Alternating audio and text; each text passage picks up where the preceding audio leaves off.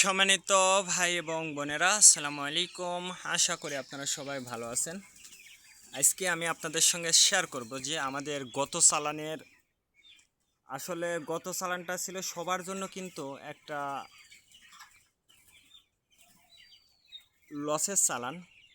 তার কারণ আমি এটা বলবো যে এই চালানে প্রচণ্ড গরম পড়ছে। যে চালানটা আমরা বিক্রি করে দিয়েছি সেই চালানে কিন্তু প্রচণ্ড গরম পড়েছে। গরমের সঙ্গে সঙ্গে কিন্তু মুরগির দামটাও কিন্তু কমে গেছে।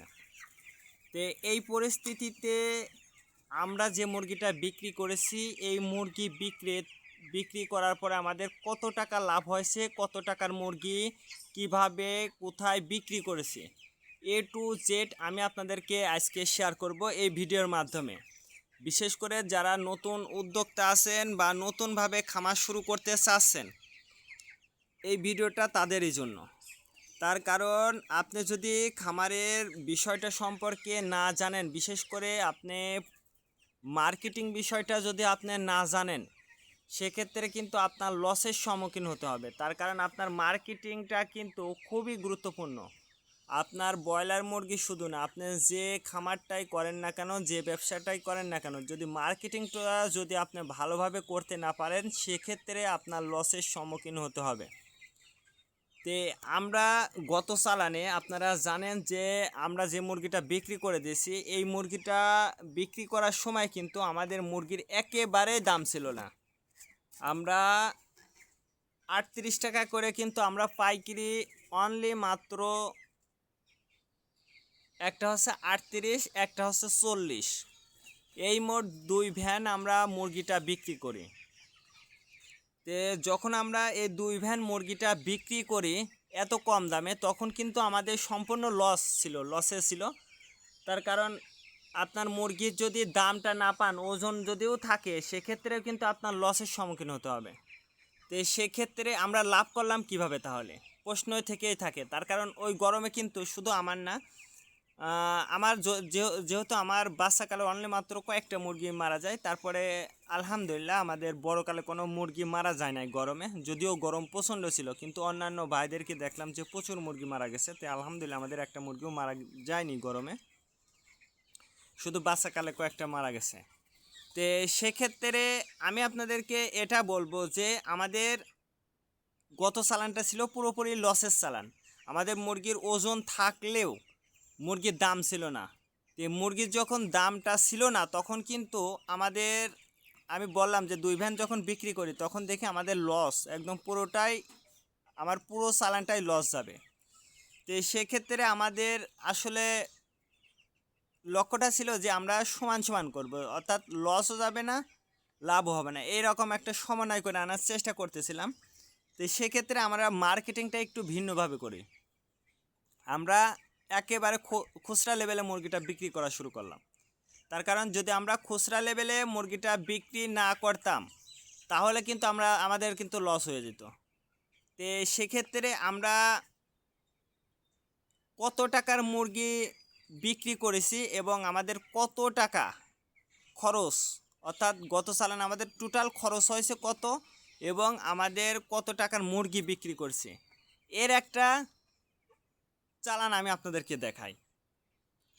তো আরেকটা বিষয় আপনারা মনে রাখবেন, যারা নতুন উদ্যোক্তা আছেন, নতুনভাবে খামার করতে চাচ্ছেন, আপনাদের হতাশ হওয়ার কোনো কারণ নেই। তার কারণ আপনি যদি একটু বুঝে, একটু জেনে যদি আপনি খামারটা করেন, সেক্ষেত্রে কিন্তু আপনার লস হবে না। এই জন্য আমি আপনাদেরকে বলবো যে যারা মুরগি পালন করতে চাচ্ছেন, অবশ্যই আপনারা মার্কেটিং, আপনি যে জায়গায় মুরগিটা বিক্রি করবেন, এরকম একটা জায়গা তৈরি করতে হবে। যদি আপনি ওইটা তৈরি করতে পারেন, তাহলে দেখবেন যে ইনশাল্লাহ আপনি খামারি হিসেবে আপনার যত মুরগির দাম কমই যাক না কেন, আপনি যদি খুচরা লেভেলে মুরগিটা বিক্রি করতে পারেন, তাহলে দেখবেন যে আপনার লস হবে না। আর যদি আপনি খুচরা লেভেলে মুরগি একেবারেই বিক্রি করতে না পারেন, সেক্ষেত্রে কিন্তু আপনার লসের সম্মুখীন হতে হবে। এই বিষয়টা আপনাকে মনে রাখতে হবে। এই জন্য আপনি যতগুলো মুরগি পালন করেন না কেন, আপনি চেষ্টা করবেন যে এই মুরগিগুলো পুরোটা যখন আমার দাম কম থাকবে, আমি পুরোটা নিজে হাতে কেটে বিক্রি করব। তাহলে আপনার দেখবেন যে কখনো আপনার লস হবে না। আর যদি আপনার মন মানসিকতা থাকে যে আমি খালি পাইকারি দিয়ে যাব, সেক্ষেত্রে কিন্তু আপনার লসের সম্মুখীন হতে হবে।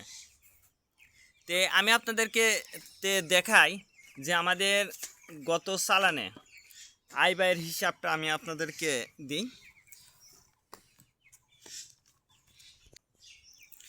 তো এটা হচ্ছে আমাদের আয় ব্যয়ের হিসাব।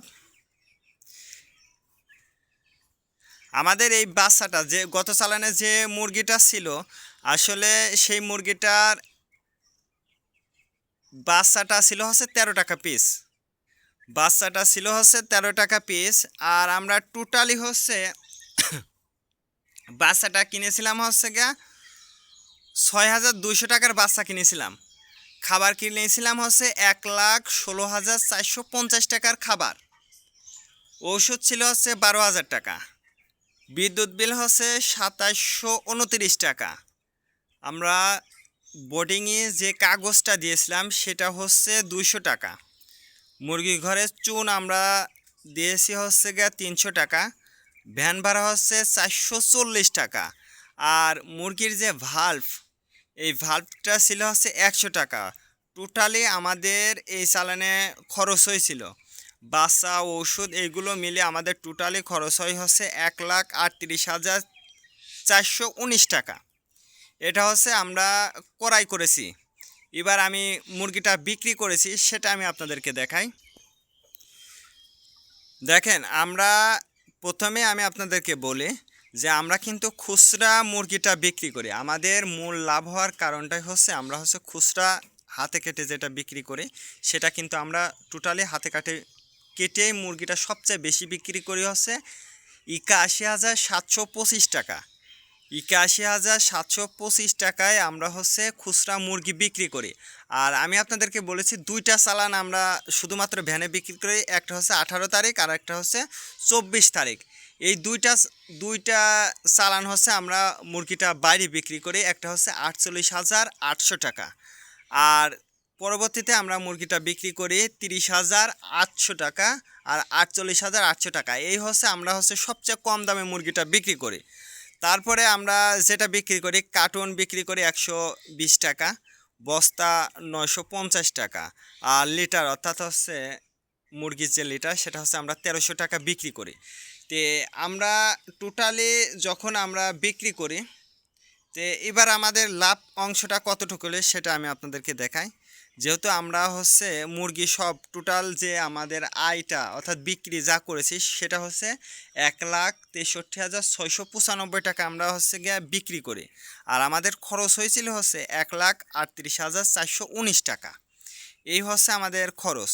তো টোটালি আমাদের লাভ হয় হচ্ছে 25,276 টাকা, কিন্তু আমাদের টোটালি লাভ হয়। তো এই জন্য আমি আপনাদেরকে বলবো যে আপনারা যদি খুচরা লেভেলে আপনার মুরগিটা মার্কেটিং করে যদি আপনারা বিক্রি করতে পারেন, সেক্ষেত্রে দেখবেন যে ইনশাল্লাহ আপনার কখনোই লস হবে না। তো আজকে এ পর্যন্ত। ভালো থাকবেন। কে কোন জেলা থেকে আমাদের এই ভিডিওটা দেখছেন অবশ্যই কমেন্টের মাধ্যমে জানিয়ে দেবেন।